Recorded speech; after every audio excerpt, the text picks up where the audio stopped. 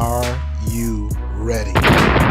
Welcome to the Sly Gittins Experience, and today we're going to be talking about securing a Cisco ASA and the AnyConnect with RSA SecurID Access Voice Token Code Authentication. So let's get right into it. So the first thing we're going to do is I set up, you see in the background, my assurance levels, and this assurance levels is tied to my Radius client, which in this case is the Cisco ASA. So once that's completed, we're going to go back to our ASA AnyConnect and type in our username and passcode. So let me go ahead and put my passcode in.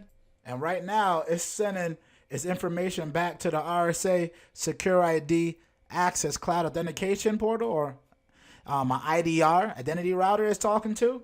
And now it's waiting my answer for what it wants to do right now. It's about to go down. So right now, it's contacting my cell phone, as you can hear. The code is 28437. So now I'm waiting for my successful authentication to happen. And as you can see below, it's about to prompt me saying that it's establishing my VPN and it's going to connect me into the network. And you see that right on the bottom right-hand corner. VPN is connected. Make sure to subscribe and click the bell to stay notified.